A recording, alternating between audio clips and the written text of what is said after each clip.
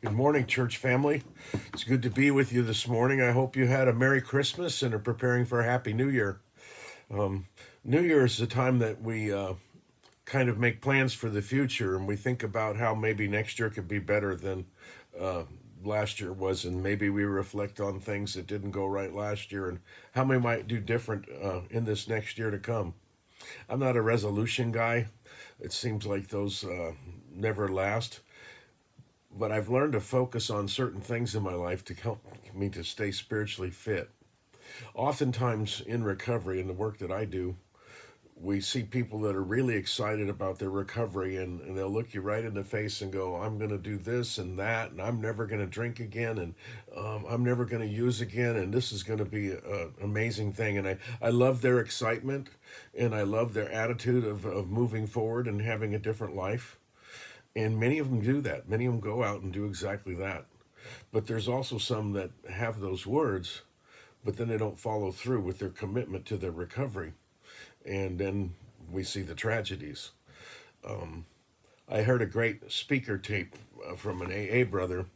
He was in Southern California. He had just moved there, and he had his life back. And he dropped in on a meeting, and he started telling an old timer at this meeting. He says, "Well, I won't really be coming here all the time. I've got this job. I'm in the university here in San Diego. I've got this job, and I'm doing this, and I'm doing that, and I'm planning on this."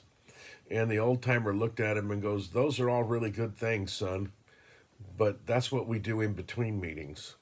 And it wasn't about the you go to meetings, go to meetings, go to meetings. Okay, that's a good thing. That's important.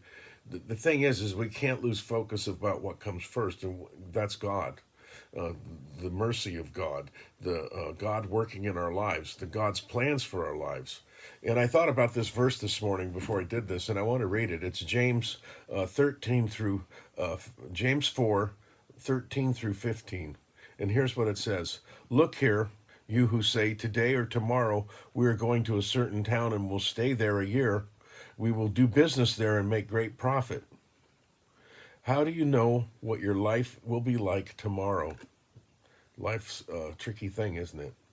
"Your life is like a morning fog. It's here a little while and then it's gone. What you ought to say is this: if the Lord wants us to, we will live and do this or that. If it's in the Lord's will, we'll do those things." There's nothing wrong with making plans. I'm making plans for my retirement right now, and I've got a great ministry I get to be involved with, and it'll help us with our travels up and down the West Coast. It'll be just really fun because we're passionate about it, and exciting because we'll get to see what God does. But I still have to, day in, day out, keep my relationship with Christ right. As a human being, as a person, it's really easy to get caught up in side issues. It's really easy to get caught up in letting things slip into my life that don't belong there. And it takes vigilance. It isn't like we just get saved once and then we never have to do anything again. My walk with God is something that has to be nurtured and fed. I need to be around other men who are walking with God also, and I need to be able to serve. It's important to be able to serve and find a place to serve in a church community. And I need to be able to remember it's only by the grace of God that I have the freedom that I have today. Remembering that, trusting God, man, it makes life work pretty well. It makes life work really well. And it looks like it's God's advice right out of his word.